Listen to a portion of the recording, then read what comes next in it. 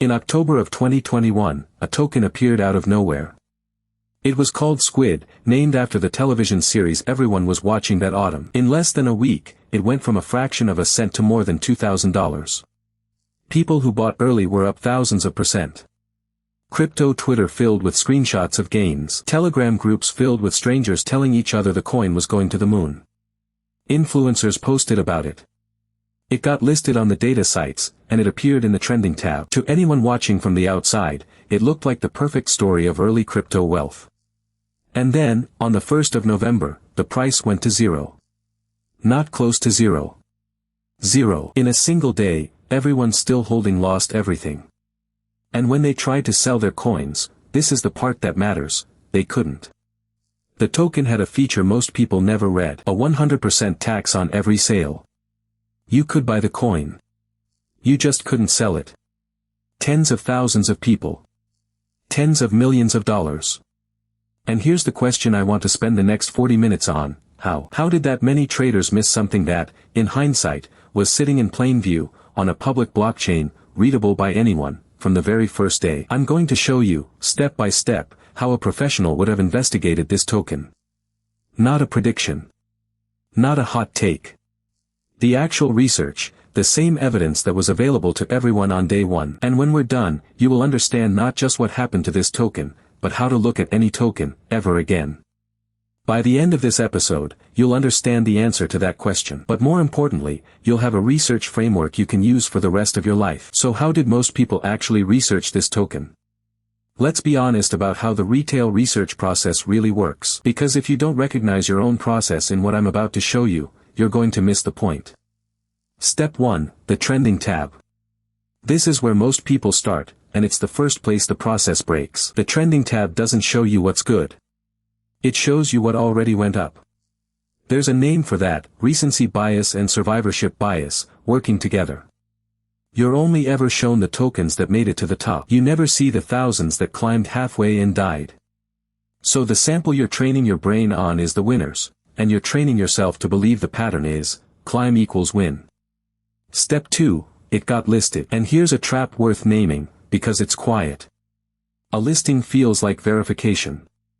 The word listed feels like someone official looked at this and said yes.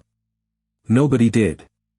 Listing is a feed, not a review. The thing that got it listed was volume, and we're going to come back to where that volume came from, because it's the deepest disguise in this entire story. Step 3, Twitter.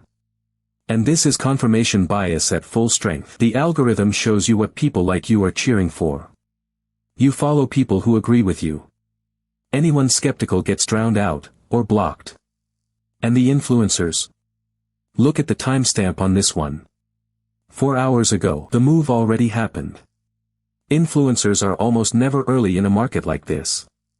They're positioned after the move, either paid, or pumping bags they already hold. And if you're seeing them in your feed, you're seeing the afterglow, not the signal. Step 4, Telegram. And this is the most dangerous step, because it's the most emotional. Read these messages, don't just scroll past them. They're not conversations. They're a queue of people telling each other the same thing: buy, hold, it's about to moon. That's social proof plus manufactured urgency. And here's the uncomfortable part: the people in that room aren't villains. Most of them are victims. They're repeating what they heard, because the room made it feel true. The room is the scam. They're just standing in it. And step 5, the chart. Which is where the research usually stops. And here's what the chart can never tell you, no matter how many indicators you stack on it. The chart is a record of what already happened. It tells you where the price has been. It does not tell you who is in control of the price from here. And control is the only question that matters. Notice what all of these have in common: the trend, the listing, the tweets, the telegram, the chart. Every single one of them measures attention. How many people are looking? How many people are buying? Attention is a lagging indicator. By the time attention arrives, the information is already priced in, and in a market like this, often already sold. Retail research measures attention. It never measures control, and control is the only thing that actually matters. So what does a professional do instead? A professional doesn't begin with the chart. A professional begins with evidence. When I say professional in this context, serious investors, market makers, the people who do this for a living, what they're really doing is treating every investment as an investigation.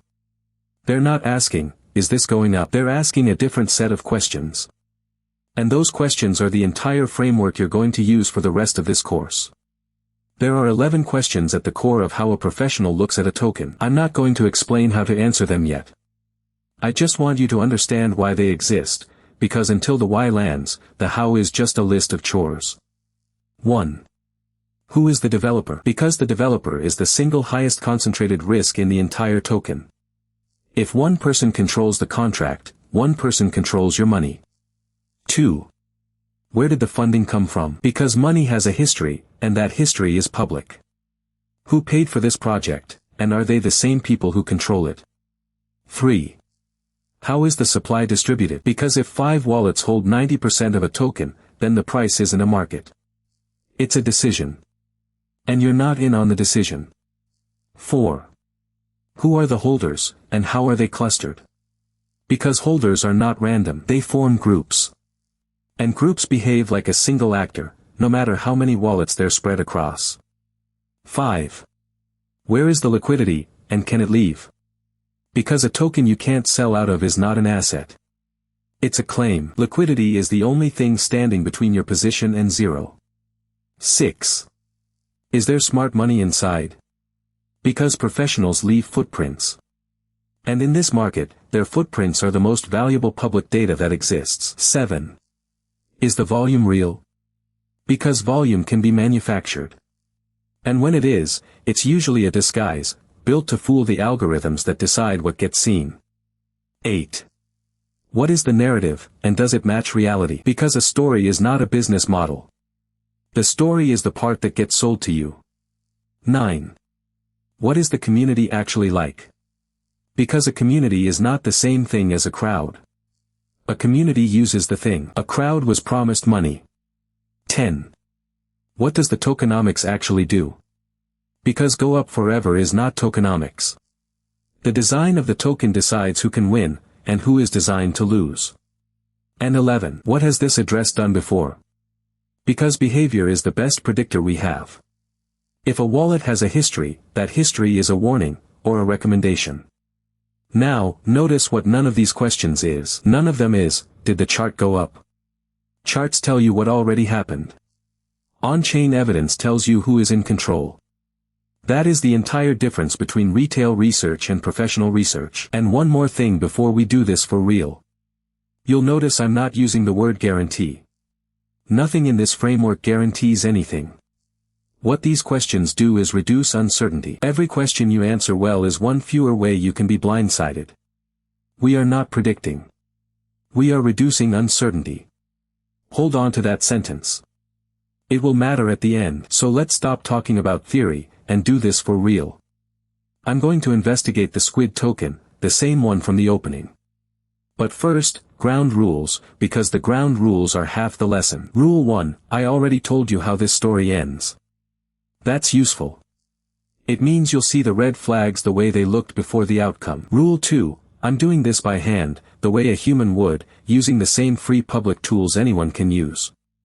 Everything I'm about to do, you can do. Rule 3, and this is the important one, I'm going to tell you when I don't know something. Not knowing, admitting it, and investigating anyway, that is the actual skill. Anyone can fake confidence. Nobody can fake evidence. The first question, who is the developer? To answer it, we need the token's contract address, the thing that actually defines what this token is. I'll find it on the data site. This is the Block Explorer. It's the public record of everything that has ever happened to this token. Every launch, every transfer, every burn, it's all here, forever. The first thing I look at is the contract itself, and the first thing I notice is that it is verified. Now, here's a place where most people overconclude. A verified contract does not mean safe. It means public. Verification is a reading permission, not a quality grade. It matters for a different reason. It means the code is there. Which means nobody can later claim they didn't know what the contract did. Including the people who bought. Now the developer. Every contract has a deployer, the wallet that created it. This one was deployed on the 20th of October. And the deployer wallet?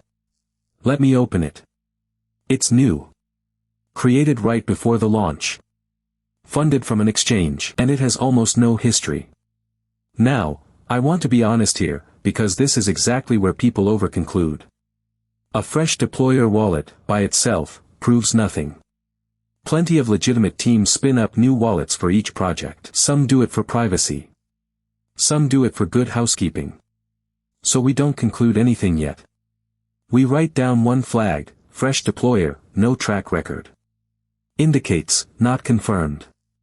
And we keep going. The history question is interesting, though. Because I can't check this developer's past, they don't have one.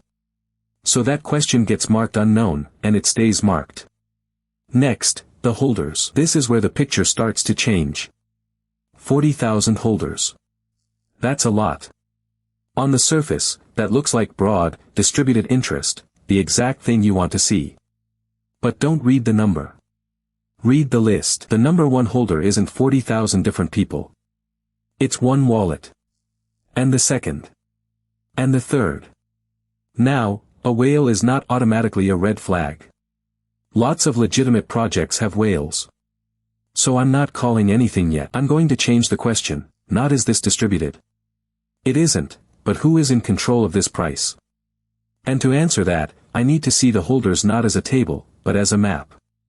This is a bubble map. Each bubble is a wallet. Connected bubbles are wallets that have transacted with each other, funded each other, moved money between each other. See this? This isn't 40,000 random people. This is one entity, cut into pieces. A cluster. Several big bubbles, connected, holding the majority of the supply. That's what a cluster looks like when you stop reading a table and start reading a network. The table hides it. The map reveals it. And now let me follow the money back to its source, the funding. This token was sold in a pre-sale. Pre-sales are normal. That part is fine. But watch where the pre-sale money went. It didn't sit in a neutral treasury. It moved into wallets that are also, look, the top holders. The people who sold you the token, and the people who own most of the token, are the same group. Now I'm going to be very careful, because this is the most important habit in this entire investigation, the discipline of not overconcluding. A concentrated holder list does not prove a scam. There are legitimate projects with concentrated holders. What it does do is change the question. It stops being, is this a good project? And it becomes, who is in control of this price? And the answer is on the screen. The professional distinction isn't good versus evil, it's who holds the keys. And we just found who holds the keys. Now the question that decides everything, can you sell this token? Because everything we've found so far, the fresh developer, the cluster, is warning. This next part is not warning. This is the mechanism itself. The contract is verified. Which means the code is public. Which means I can look at the rules, and you can too, even if you've never read a line of code in your life. You don't need to understand the syntax. You need to understand the rules. Here's the buy side. A small fee. Now here, the sell side. 100%. Every time you sell, the entire amount is taken as tax. Not, it's hard to sell. Not, there's a fee. You cannot sell. The contract says so. It said so on day one. It said so in verified, public code that anyone could read, before any of this happened. This is the moment the cold open gets explained, but we're not there yet. First, the liquidity. There's a phrase you hear constantly in this industry, liquidity is locked. It's supposed to mean the rug can't be pulled. It's supposed to mean you can always get out. So let's check whether the liquidity actually was locked. It wasn't. The liquidity was held by the deployer. Which means the people who launched this token could remove the pool at any moment. And you would have no way to sell, because the other side of your trade would simply be gone. And on the 1st of November, that's exactly what happened. Now, the honest version again. 100% sell tax, taken alone, could theoretically be a mistake. A terrible design that a team intends to fix. But you don't make decisions based on what people say they intend. You make decisions based on what the code does. The code said you can't sell. That's not an opinion. That's the contract. Now let's look at the disguise, because this is how the trap got set for people who never read a contract. Volume. Look at the shape of it. Real volume from real traders is messy. It comes in waves, with gaps and lulls and texture. This isn't messy. This is a machine. The same wallets, trading back and forth, in a rhythm, inflating the number on every pass. That's wash trading. The volume was manufactured. And here's the trap, the manufactured volume is exactly what pushed this token into the trending tab. The disguise wasn't meant for you directly. It was meant to fool the algorithms that decide what gets seen. The algorithm saw volume and said, this is popular. And the narrative? It was called Squid. It wore the name of the biggest show on television. It promised a game. Now, I want to be fair here, because fairness is part of the method. The narrative is licensed, the team is real, the game exists, that would actually be a checkmark. Brand names aren't automatically scams. So we check. Is there a license? Is there a team? Is there a product? There's no license. There's no team. And the game, there is no game. There was a promise of a game. The story was the product. The story is what got people to buy. And that's the inverse of what we want. We want a product that has a story. This was a story that had no product. And the community, this is the subtle one. Remember the distinction from part 2. A community is people who use the thing. A crowd is people who were promised money. Read these messages, don't count them. They aren't conversations about how the protocol works. They're screenshots of gains and strangers telling each other to hold. That's not a community. That's a queue. It's the difference between people who care what happens next, and people who are waiting for their number to be called. And finally, behavior. History. The deployer wallet was new. We couldn't check its past, because it had none. And now that blank page means something. A project with no track record is asking you to trust a blank page. And in a market where history is public, free, and searchable in seconds, being asked to trust a blank page is a neutral. It's a choice the project made. Okay. Let me pause and put this all together, because this is the moment the opening story gets explained. At the start of this episode, I asked, how did thousands of traders miss something so obvious? And the answer is, they didn't look. The evidence was not hidden. It was public. On a public blockchain. In a verified public contract. Readable by anyone, from the very first day. The sell tax. The cluster. The liquidity. All of it. The people who lost money didn't lose because the token was a scam. They lost because they researched it the way the scam was designed to be researched. The scam wasn't built to beat the investigation. It was built to beat the chart, and the trending tab, and the tweets, and the telegram. It was built to win the attention game. Retail research measures attention. It never measures control. This token was never going to be caught by a chart. It was only ever going to be caught by asking the 11 questions. And asking them, by hand, for real, is exactly what we just did. I want to stop here for a second. Because I need you to feel the weight of what just happened. Not understand it. Feel it. 1 token. 30 minutes. 14 tabs open. And this was the token where I already knew the ending. I knew where to look. I wasn't learning anything new. I was confirming what I already knew. Now imagine doing this for 20 tokens. Every day. And not knowing the ending. Imagine doing it for the tokens that will be created this week, in this market alone. This is the problem nobody is trying to sell you. Not, which coin goes up. That's the gambling question. The research problem. The fact that doing this properly, by hand, is so expensive in time and attention that almost nobody does it. And the people who don't do it, are the ones who lose. Okay.